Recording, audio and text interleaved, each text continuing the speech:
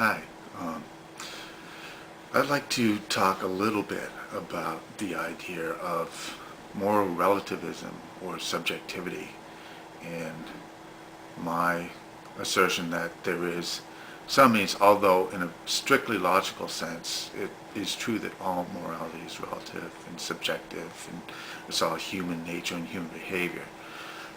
That is true, okay, logically, but there is a way that we can understand human nature, and there are some consequences that cultures have when they interact with human nature, and those are very important for us to understand.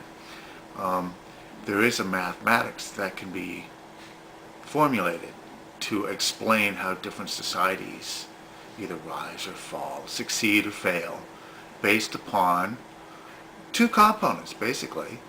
The culture, the sets of rules, whether written or unwritten, that a society abides by, that are imposed on society for one reason or another, be they laws, be they customs, be they social shunning, whatever. There's a number of things that societies and cultures can do in order to impose their particular regime upon human nature. There's also human nature itself, which is still evolving, potentially maybe not evolving as rapidly, seeing as we've taken a big part of the death component out of it, okay? At least some of the more advanced civilizations have taken a big component, big chunk out of the death component. Um, but still, there are books that explore the mathematics behind human nature and how it interacts with certain cultures and civilizations and forms of government. And hold on, I've got a book right here, and consider this a free plug, but this is a book that is called The Logic of Political Survival, okay? And in it, it's got mathematics, it's got a model, it's like a climate model. It's a model of how different, it's a model of human nature, it's a model of culture, it's a model of different governments, it's a model of a lot of things, and it's mathematics, and you can work through the mathematics, and you can determine consequences. You can figure out, well, geez, is this going to work, or is this going to fail? You know, what, are we going to cut starvation? You know, there are a bunch of consequences that come into play when you talk about morality, about what you force other people to do. And I think that, you know, understanding the consequences is one part of it, definitely.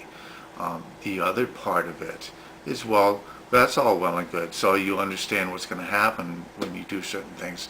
Who's to say whether that's good or bad? Well, this is perhaps the subjective part, good or bad. But, you know, I don't consider myself an objectivist. I certainly do not believe in laissez-faire capitalism and a lot of the other baggage that the objectivists carry around with them. But I certainly think that there's a certain amount of merit to the idea of enlightened self-interest.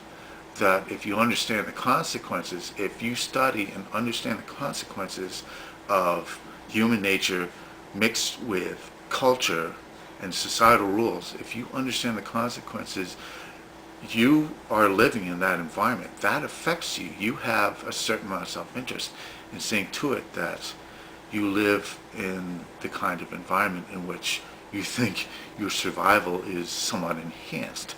Okay, so I think there's a lot to be said about the idea of enlightened self-interest.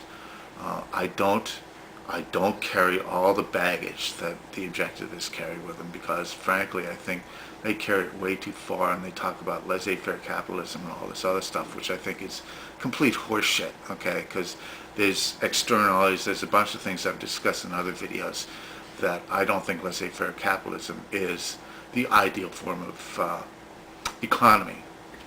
But I do think there's a certain amount of merit to the idea of enlightened self-interest. So once you have some way of measuring human nature, cultural rules, how they mix together, what the consequences are, what sort of environment that creates, then you have yourself to judge what's good or bad. And you may call that subjective. But I think once you have identified that, I think there's a lot more people share in common in terms of what they feel is good and bad. And a lot of that has to do with survival.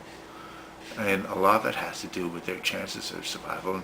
And you know, I mean, understanding the consequences of a particular culture is one thing. What's very uncertain, and a lot of philosophy has dealt with this, what's very uncertain is your place within that culture. And that's something none of us can really know for sure. And that's a huge amount of uncertainty there. So a lot of what we do in terms of morality is basically based on not really knowing for certain what our position within society is. So anyways, and there's a whole branch of philosophy that discusses that in some detail, that that the best form of government is decided by people who don't know in advance their position within that society. So anyways, I think there is some merit to objective morality. I think it's not something we can know for certain. I don't think there's any certainty, but I do think there is some measure of objectivity. I think it's kind of a cop-out to say, well, because we can't be 100% certain, therefore we know nothing. I think there's a lot we can know. And what we've done with science, for example, there's lots of things we don't know for certain about science either, that we'll never know for certain, but there's a lot we can do with it in order to improve the state of humanity. So anyways, that's it for now. Thanks.